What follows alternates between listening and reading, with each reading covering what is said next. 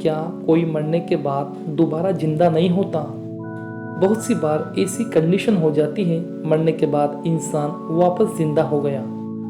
और सुने मरने के बाद क्या हुआ था।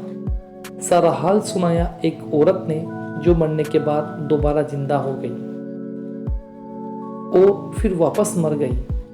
मरने के बाद का वाकया जैसे कब्र का वाकया। एक शख्स कब्रिस्तान गया, उसने कब्र से एक आवाज़ सुनाई दी। कब्र से आवाज़ आ रही थी, हे जाने वाले मुझे कब्र से निकाल दो।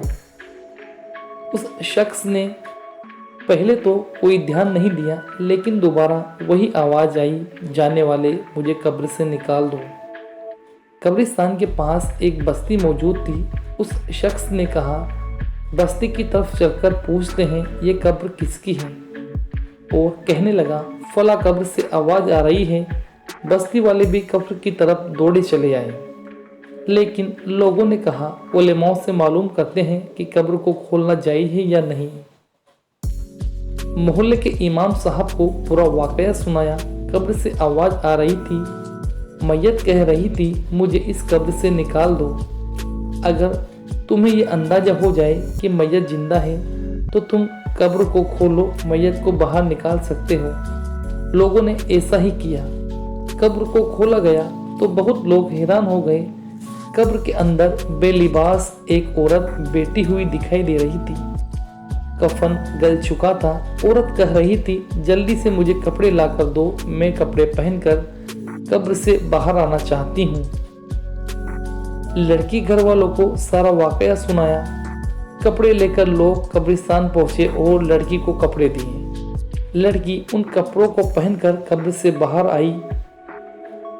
लोग पूरा मामला जानने के लिए उसके घर पहुंचे और लड़की ने दरवाज़ा खोलने को कहा तो लड़की ने साफ इनकार कर दिया और कहने लगी कि जिस इंसान में मुझ में ताकत हो, जो मुझे देख सके, वो ही अंदर आए, क्योंकि मेरी हालत ऐसी है हर कोई मुझे नहीं देख सकता। लिहाजा कोई हिम्मत वाला शख्स अगर अंदर आए और मेरी हालत देखे।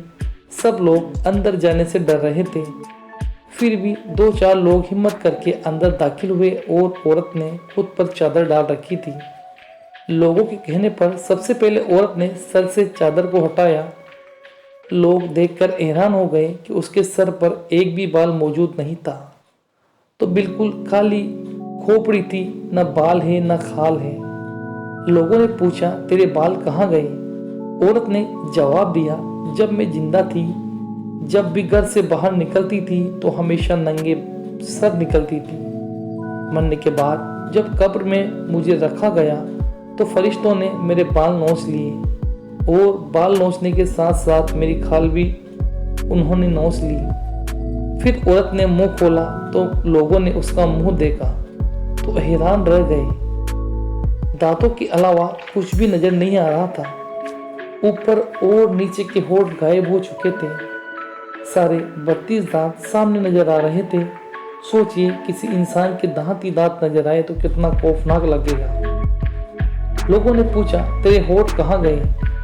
लोगों ने बताया, मैं मेरे होठों पर लिपस्टिक लगाकर नामहरम लोगों को दिखाया करती थी, इसलिए मेरे होंठ फरिश्तों ने काट लिए।